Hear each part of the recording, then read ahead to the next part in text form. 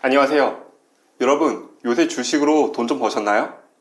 코스피가 사상 최초로 4,000피를 돌파했는데요. 그런데 이 4,000피 돌파에는 시장 전체가 골고루 오른 대세 상승장과는 거리가 멀다는 의견들이 나오고 있죠. 명확하게는 두 개의 강력한 엔진이 지수 전체를 끌어올렸는데요. 바로 반도체와 외국인이죠. 먼저 반도체는 코스피가 3,000에서 4,000으로 오르는 사이 전체 시가총액 증가분의 절반 이상을 무려 삼성전자와 SK하이닉스 이 두 종목이 만들어냈는데요. 특히 삼성전자는 이재용 회장 취임 3주년인 바로 어제 10만원을 돌파하며 시가총액 600조 원 시대를 열었죠. 이는 액면분할 전 기준으로 환산하면 무려 주당 500만원에 해당하는데요.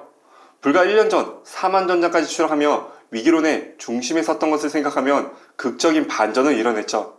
오늘은 코스피가 어떻게 4천에 돌파했는지, 그리고 앞으로 5천까지 오를 거라는데 이거를 달성하기 위해서는 어떠한 조건들이 필요한지 낱낱이 살펴보죠. 삼성전자의 부활은 단순히 업황이 좋아져서만은 아닌데요. 지난해 반도체 DS 부문 수장을 전격 교체하며 뼈를 깎는 노력이 뒤따르고 있죠. 그 성과가 최근 가시화되고 있는데요. 테슬라와의 대규모 파운드리 계약에 애플 아이폰용의 차세대 칩 납품 소식에 이어 오픈 AI가 추진하는 700조 원 규모의 AI 인프라 프로젝트까지, 일명 스타게이트의 고성능 D램을 공급한다는 의향서까지 체결되었죠. 엔비디아의 젠스상 CEO 역시 곧 방안에 HBM 납품을 논의할 것으로 보여지는데요. 이건 마치 과거에 우리가 규모는 크지만 기술은 한 발 늦었다고 평가받았던 삼성전자가 다시 기술 초격차라는 칼을 들고 시장의 핵심 플레이어로 복귀한 것과 같죠. 이런 반도체 슈퍼사이클에 대한 기대감이 두 번째 엔진인 외국인을 바로 불러들였는데요. 외국인 투자자들은 올 한 해에만 유가 증권시장에서 무려 6조 원 이상을 순매수했죠. 특히 9월 이후로는 무려 12조 7천억 원을 쏟아부었는데요. 왜 지금 그런 외국인은 한국 증시를 담고 있을까요? 첫 번째로는 글로벌 투자 환경이 매우 우호적으로 변했다는 거예요. 미국의 소비자 물가 상승률이 시장 전망치를 밑돌면서 금리 인하 기대감이 커졌고, 30일로 예정된 미중 정상회담에서 무역 갈등이 봉합될 것이라는 기대감이 투자 심리를 자극하고 있죠. 둘째로는 한국 증시가 여전히 매력적이기 때문인데요. 코스피가 올해 66% 올라 전 세계 상승률을 1위를 기록했지만 주가 수익 비율이나 주가 순자산 비율을 보면 여전히 미국이나 일본에 비해서는 매우 낮은 상태죠. 이러다 보니 외국인들이 이 집 자세히 보니 알짜 자산도 많고 소득도 확실하네? 라며 재평가하기 시작한 건데요. 미국에 상장된 한국 ETF로 올해 1조 원이 넘는 돈이 몰린 것이 바로 그 증거죠. 자, 그럼 여기서 좀 아픈 질문을 해봐야 하는데요. 코스피는 4,000피를 돌파했다는데 왜 내 계좌는 그대로인 것 같지? 데이터를 살펴보면 그 이유가 더 명확히 드러나는데요.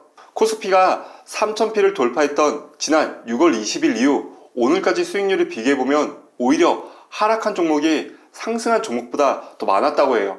말 그대로 종목마다 부익부, 빈익빈 현상이 나타난 건데요. 즉, 반도체 대형주 중심의 극심한 편중 랠리였다는 거죠. 같은 기간 코스피 지수는 35% 넘게 올랐지만 코스닥 지수는 15% 상승에 그쳤고요.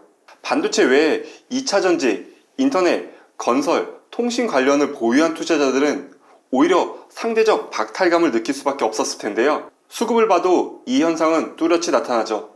외국인과 기관이 이달에만 8조 원 넘게 순매수하며 전체 지수를 끌어올린 동안 개인 투자자들은 18조 원 넘게 매도를 하며 차익 실현에 나섰는데요. 물론 현명한 차익 실현일 수도 있어요. 하지만 동시에 포모, 즉 나만 이 상승장에서 소외될지 모른다는 공포감이 확산되고 있죠. 너무 일찍 팔았다는 후회와 지금이라도 사야 할까? 라는 불안감이 동시에 공존하고 있는 상황인데요. 한국형 공포지수로 불리는 코스피 지수가 한 달 새 무려 60% 가까이 상승하며 위기감이 고조되고 있죠. 뭔가 지수는 오르지만 시장의 불안감은 그 어느 때보다도 높다는 의미가 나타나고 있죠. 이런 맹렬한 상승세는 비단 한국에만 국한된 것은 아닌데요. 일본 니케이 지수 역시 사상 최초로 5만 선을 돌파했죠. 대만의 자치한 지수도 2만 8천 선을 넘었고 미국 증시도 여전히 견조한 흐름을 보이고 있죠. 이는 미중 무역 갈등 완화 기대감과 AI 기술주 붐이 전 세계를 동시에 밀어 올리고 있기 때문인데요. 다만 코스피의 연초 대비 상승률은 66%로 일본의 21%나 미국 S&P의 13%를 압도하는 세계 1위 수준이죠. 그만큼 한국 증시가 코리아 디스카운트라는 오랜 족쇄를 풀고 강하게 반등하고 있다는 신호로 해석되고 있어요. 그렇다면 반도체 외의 다른 업종들은 어땠을까요? 반도체와 함께 상승을 이끈 또 다른 축은 바로 조선주였는데요.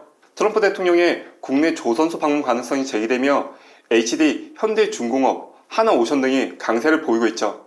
하지만 한국 증시가 모두가 웃고 있는 건 아니죠. 한때 시장을 이끌었던 2차전지 관련주들은 중국 CATL의 호실적 발표로 인해 경쟁 우려와 차익 실현 매물이 겹치며 하락했죠. 마찬가지로 네이버, 카카오 등 인터넷 플랫폼 기업들과 건설, 통신업종 역시 이번 4000P 랠리에는 철저히 소외되며 업종별 온도차를 극명하게 보여줬죠. 코스피 4000, 이것은 끝이 아니라 새로운 출발선이라는 분석이 지배적인 상황인데요. 정은보 한국거래소 이사장은 코스피 4000은 5000을 향해 가야 할 새로운 출발선이라고 밝혔고, JP모건 등 외국계 증권사들도 코스피 5000 도달 가능성을 언급하고 있죠. 근거는 앞서 말씀드린 반도체의 압도적인 실적 개선 전망과 여전히 글로벌 대비 낮은 밸류에이션, 일면 저평가 상태 때문인데요. 하지만 이 5000으로 가는 길이 순탄하지만은 않을 것인데요.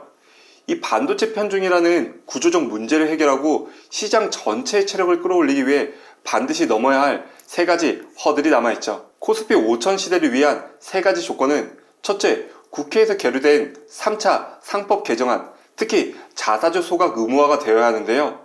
이는 주주 가치를 높여 코리아 디스카운트를 해소하는 핵심 장치 역할을 할 수 있죠. 둘째로는 배당 소득세 인하 문제인데요. 부자 감세라는 논란도 있지만 대주주의 배당 증액을 유도해 고배당 투자를 늘리는 선순환을 만들 수 있죠. 셋째로는 MSCI의 선진국 지수 편입인데요. 이것이 성공하면 막대한 규모의 글로벌 패시브 자금이 유입되기 때문에 한국 증시의 기초 체력을 다질 수 있죠. 코스피 4000 시대는 화려하게 개막했습니다. 하지만 이 열기가 단순히 지수만의 축제가 아니라 우리 모두의 계좌로 온전히 이어지기 위해서는 반도체의 독주가 아닌 시장 전체의 근본적인 체질 개선이 필요한 시점이죠. 오늘 이야기는 여기까지였고요. 영상 시청 감사드리며 유익하셨다면 구독과 좋아요를 꼭 부탁드립니다. 저는 다음에 더 유익하고 재밌는 이야기로 다시 찾아오겠습니다. 감사합니다.